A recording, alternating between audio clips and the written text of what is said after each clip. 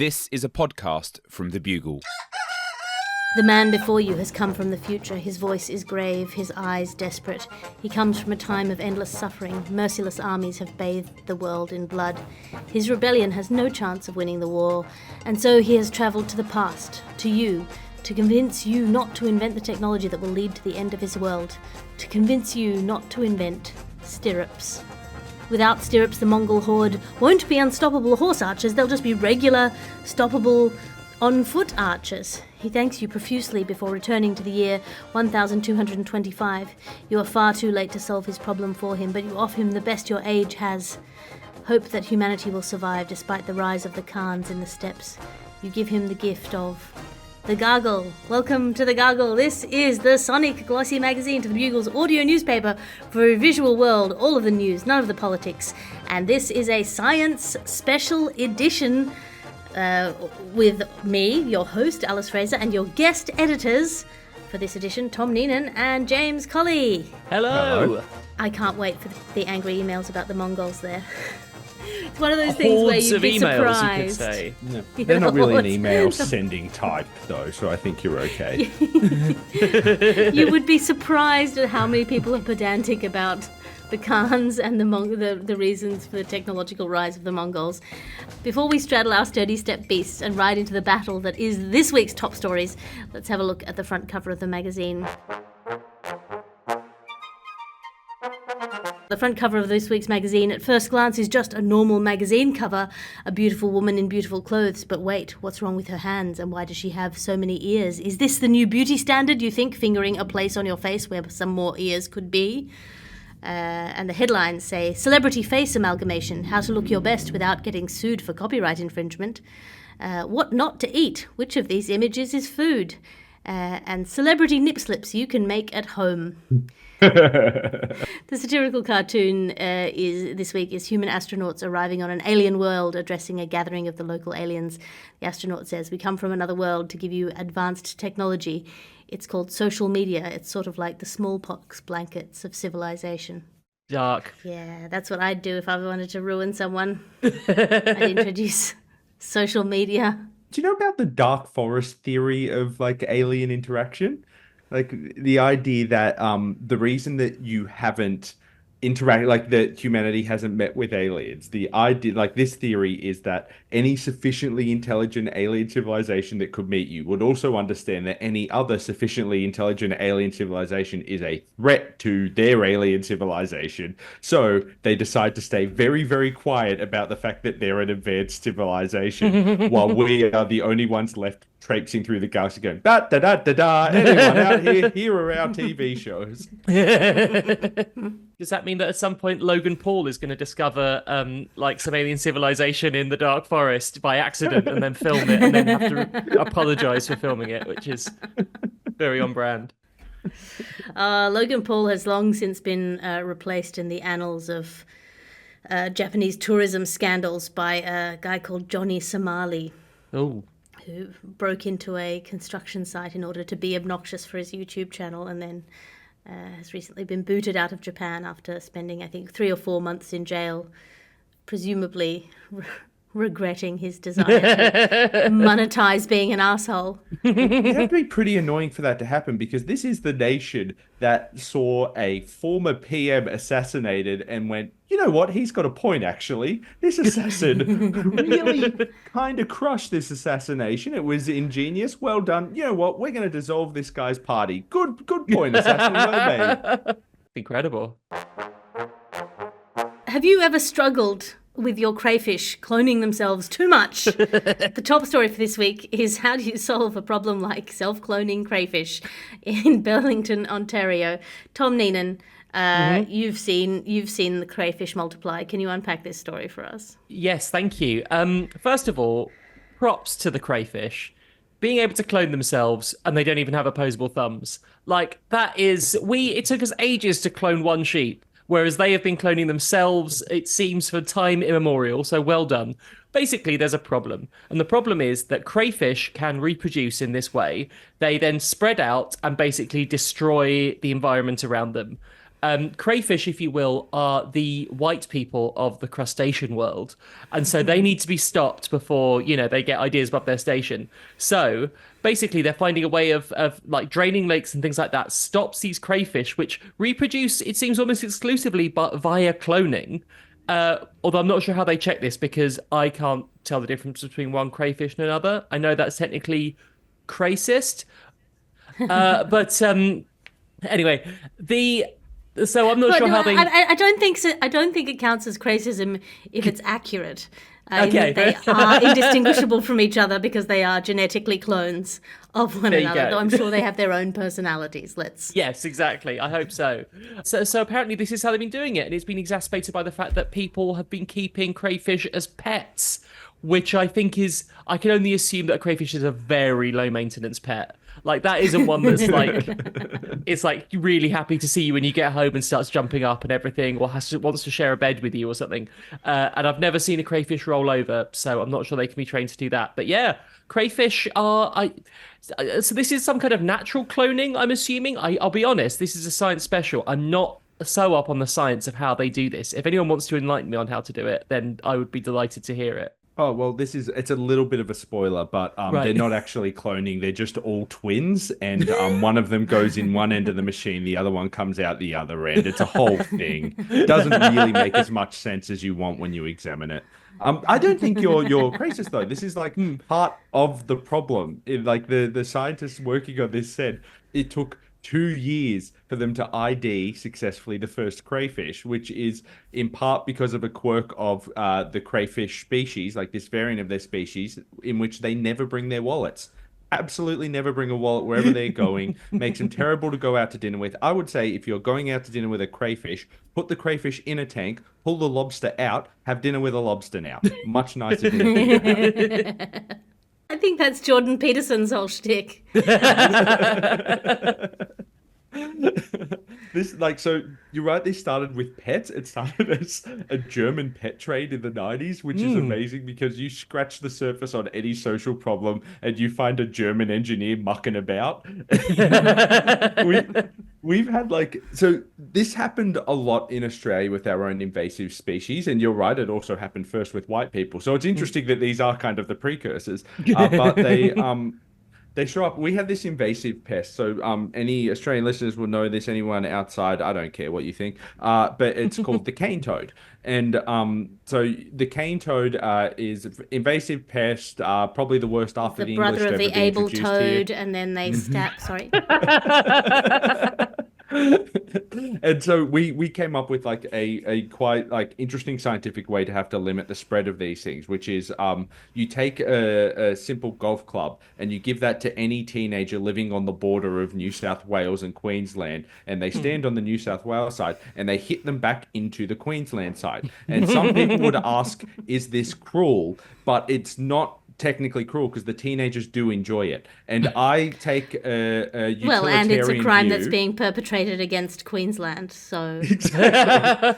And if there are two people in a situation, one enjoys it heaps and the other not at all, it kind of evens out to zero. And I would love you to not apply that to any other situation but the one I just described. Saying it out loud now, don't love that as a universal maxim, but if one of them's a toad, let's say okay. Mm-hmm. See, I'm Irish, so my family originally from Ireland. So the way we deal with pests is we get a fictional saint to drive them out. By the way, I've never investigated what exactly the driving out of the snakes from Ireland actually constituted. I'd like to imagine it was a road trip.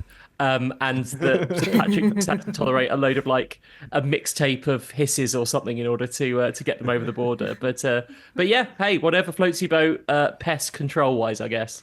It's interesting that no other nation has the story of the saint that showed up with just a lot of snakes one day. Far too many Irish snakes showed up. just a ton of snakes.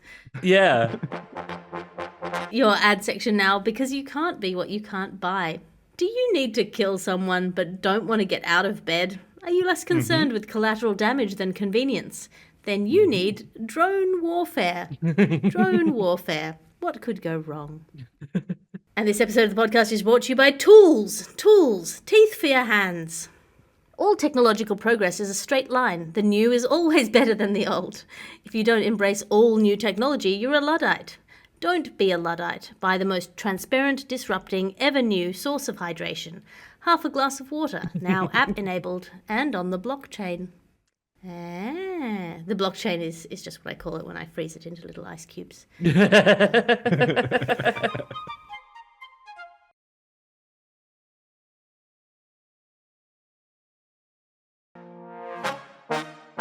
Your next top story is the news that your memory of an event is going to be way more traumatic than the lead up to an event.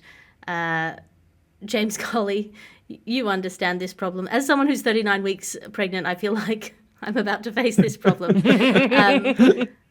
But actually, I think with childbirth, your memory erases itself from hormones so that you make the same mistake again. So can you unpack this story for us? Yeah, I also do imagine that the kid is going to end up being much more memorable than the event that they came from. Like, I'm sure you'll have some moments of like, how did you show up here again? Oh, wait, yeah, oh, yeah. But you're never like, who's this person in my house? Why are you so small? I found this fascinating. So I would like to dub this the Charlie Brown vindication principle, because as he is lying in the ground, he remembers clearly being on the ground in pain. He remembers Lucy walking away with the football, but we cannot be certain he has a clear memory of all the events that led up to that moment. So therefore, if he falls into the trap again, do you know what? That's not on us. This is a little bit of it. So part of this story is like that, based on like the analogy they use is like a true crime podcast. You're listening to a fact so shocking it makes you pull the wheel and you crash, and then you'll remember more about the crash than the lead up, which I would give a strong dirt rating, because like if I was in a horrific car crash because I was listening to a podcast that shocked me and stuff, and you asked, how did that podcast start? Like, you're asking the wrong question. Can we start with, how are your bones? Is everyone alive? Well, I think almost by definition, if you're about to have an accident, you're not paying attention. Yes, So exactly. not to question the science here, but it does feel like...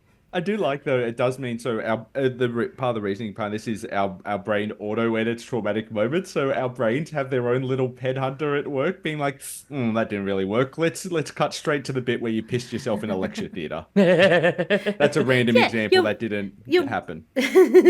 Your brain understands narrative construction. Cut to the action. Get into the meat. Start in the middle of the scene. Don't give us all this lead up. Yeah, exactly. So does this mean, so basically trauma can improve your memory, is that right? That is the worst, like, that's the application that a general hears in a war movie. Suddenly it goes very, very bad. So basically, if you're cramming for an exam or something, just have on, like, I don't know, a top 10 worst gory moments from TikTok and just, like, make yourself watch it. No.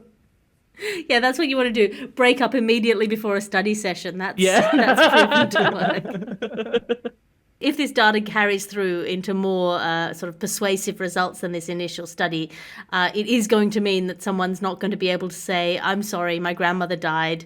That's why I need special consideration for this exam. Because they'll be like, well, you should remember all of the facts. Brutal. The more you loved her, the more you should learn. In fact, you really need a distinction on this. So, Grandma, time to run up and down the stairs. Yeah. Now it's time for our life hacks section. As you know, each week we ask our guest editors to bring in something to review, but because this is a special edition, we're asking our guest editors to bring in some life hacks for our listeners, ways to improve your life in the hackiest possible way. Tom Neenan, what have you brought in for us? Yes. Need money and need it quick, and all you have are some sheets of A4 paper and some old pens? Fear not. I've got a way of turning those old pens and those sheets of paper into cold, hard cash that you can spend immediately. Basically, what you do, and I'm not sure if this works in Australia, but certainly in the UK, this is a culture that works brilliantly. You find a high street with a lot of pubs on it. You go into each pub with the paper and the pens, and you say to people at tables, are you doing the quiz? And they go, oh, do the quiz. And then you collect money off them. You give them a sheet of paper and a pen. You collect that from everyone in the pub, and then you leave the pub. You know what? No one's ever sad. There's not like people do the quiz out of some sense of duty. When it doesn't happen, they're happy. You're happy. You've got the money. No one's any the worse off. You can make up to £400 a night using that technique. Oh, that's incredible. I know we're not giving review. It's not reviews, but I give that a life hack a 5-star rating. James, what have you brought in? Lovely stuff. What have you brought in for us as a life hack? This is the kind of hack that the mainstream doesn't want you to know about, that you won't learn at Harvard Business School, and you won't learn it anywhere but the streets. And here's what it is. You can leave. Like, when things are bad and they stink, you can go. Like, wheels were made for rolling, mules were made to pack. I've never seen a site that didn't look better looking back. Like, if you're having a hard time, just hightail it out there, Mr. or Mrs. Go. What are they going to do? Bring you back? Then go again. Consequences can only catch you if you have a fixed address. And let me be very clear, this is legal and financial advice from an expert, and I encourage you to apply this broadly to your own personal circumstances. And if it all goes wrong, you can try and call me on it. Good luck finding me, bozo. I'm going to go. This was the original pitch for Jack Reacher. James Colley just kept walking. And now it's time for fake science news. And this is the science news that a lot of science news is fake. Tom Neenan, yes. You are a very good painter and could probably forge a fake document. Can you unpack this story for us? Certainly. And I'll do it in a fitting style. Whoa. Here's some information for you. Boy, oh boy. Turns out, get this. Whoa. That a lot of scientific journals, get this, what a shocking fact, are either not worth the paper they're printed on or contain a lot of padding. Oh boy, can you imagine? So much padding. So that the content of these reports, woo-wee, aren't actually... I'll stop that. So apparently there's a crackdown on what they call poor quality or indeed fraudulent papers, which and these things called paper mills, which churn out loads of publications from sort of institutions, I guess, in order to either inflate their sort of sense of or their standing academically, there's a report that's being launched to kind of crack down on this, and I can only hope that this report basically is one of the worst written things, that they get AI to write this report in like 4 days, they publish it, and it's really bad quality, because that is the only way that it makes any sense. So I'm guessing that like a lot of these are just like, these are reports, documents, doctoral theses as well, would that kind of thing be included in there, that just get churned out, and they are absolute nonsense. And I, for one, can't wait to read every single one of them. It's so devastating because basically it's come from this very positive intention, which was to measure how good academics are, which is sort of a thing that you can't really do because you don't know if someone's just going to stare out the window for 10 years smoking a pipe and then revolutionize their entire field. But the way that they decided to measure successful academia was by number of papers put out in number of places and then ranking those places as to whether they're good or not. So you could either write a very good paper and have it accepted by a very good journal, or you could churn out 1,000 pieces of dog shit and publish them in Dog Shit Daily, and thus boost the points for yourself and therefore for your university. And it's just led to, from every academic I've ever spoken to, just the absolute decline of academia across the board. I don't think anyone thinks this is a good thing. Nobody's having a good time, except presumably the people who have started these fake journals that you have to pay to play in. James, have you published any fake papers recently? I gotta say, I did a physics degree and I turned in some bullshit. So if everyone could muddy the water on what actual science looks like, that would have really helped me out across this. It is very funny that after all of this crackdown on the academia, the lack of funding, all of these new pushes and pressures we have, we've just gone to the idea that maybe, just maybe, quantity is not better than quality. That we should not have prioritized who could produce the most science. And perhaps the best science could be a better thing to focus on. The only problem I have with this is I don't trust this report because I'm not sure if this is one of the real journals or one of the fake journals. I have never heard of No Nature before, and nature.com, that's a fake link if I've ever seen one. So I'm not sure if this is happening at all. I think this is a trap just to sell us, I suppose, nature. They're going to try and make you buy a tree. I keep trying to talk producer Chris Skinner into giving me access to JSTOR, but apparently that's like prohibitively expensive and only for institutions. Oh, Alice, you have to understand, like, there's special ways you can apply for JSTOR, which is you message your uni student mate still, and you trade that accreditation for, let's say, a Netflix, maybe a Disney Plus password. And this is how academia was supposed to work. Just send them a photo of some property that you own, and just like that, just seeing that will inspire them enough that they'll want to share it with you. At the moment, the only property I own is these 4 walls, and they're made of curtains.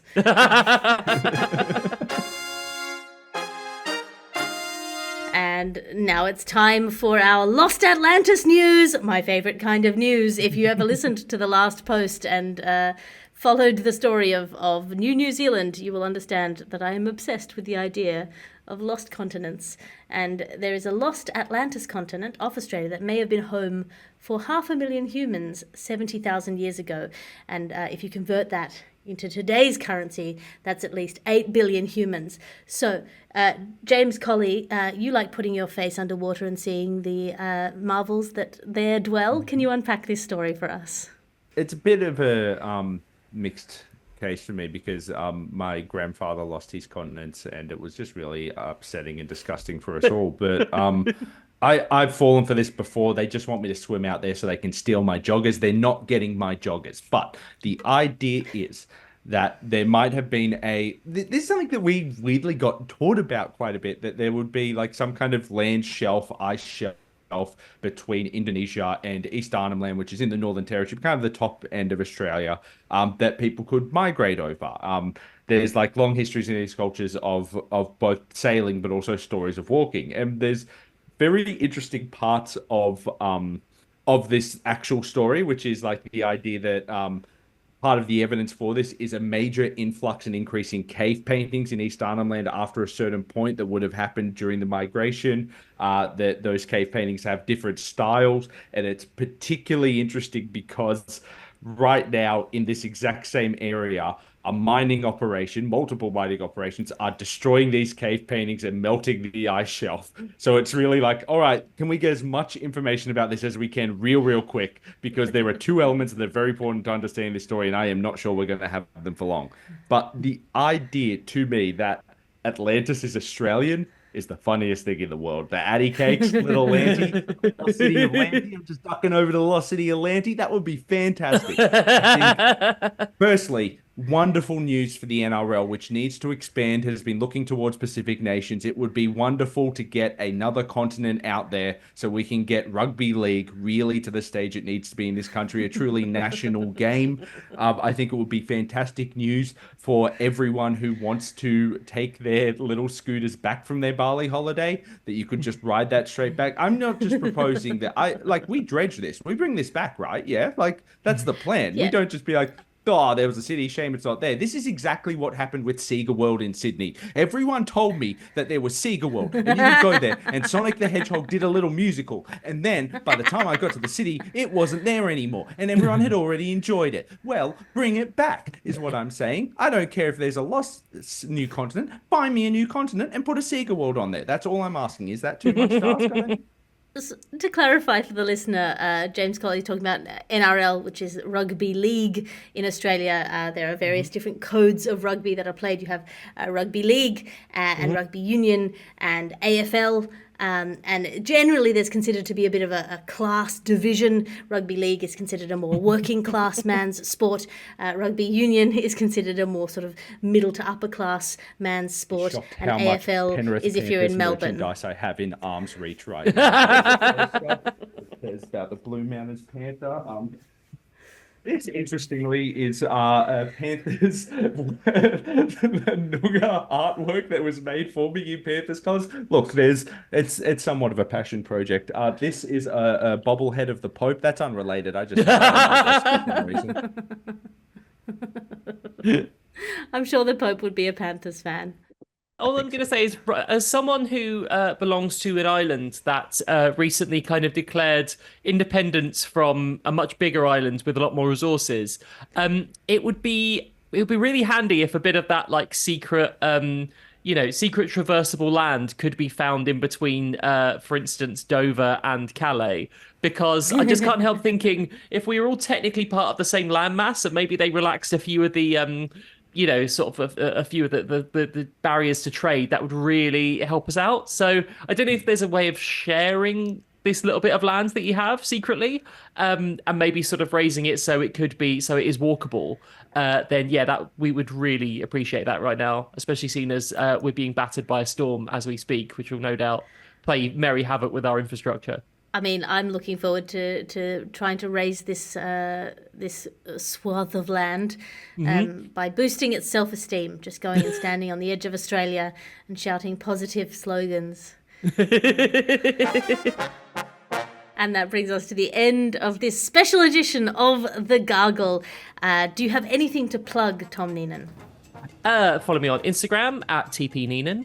And anything else, you can buy the complete series of The Haunting, I think, on audiobook if you fancy doing that. I think that's via Penguin Books or Audible. Do it, it's so good.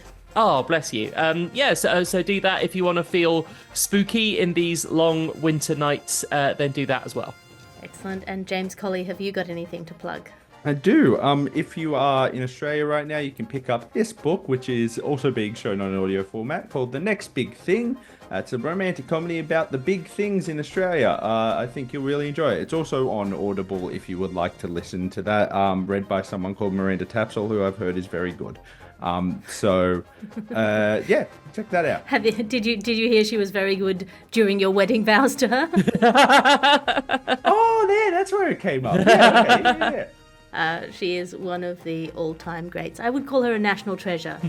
I would, but she also has filmed something with Nicolas Cage, and I worry about labeling her as a national treasure in case he tries to take her. You can find me online at patreon.com/Alice Fraser. I'm currently, if you're listening to this, on maternity leave, so please throw some money my way. I will be running my regular Patreon events after a few weeks, and that includes 2 weekly writers' meetings, salons, book clubs, and various fun things, as well as free access to all of my stand-up specials, podcasts, and blogs. That's patreon.com/Alice Fraser. Also, this is an Alice Fraser and Bugle podcast production. Your executive producer is Chris Skinner. Your editor is Ped Hunter. I'll talk to you again next week. You can listen to other programmes from The Bugle, including The Bugle, Catharsis, Tiny Revolutions, Top Stories, and The Gargle, wherever you find your podcasts.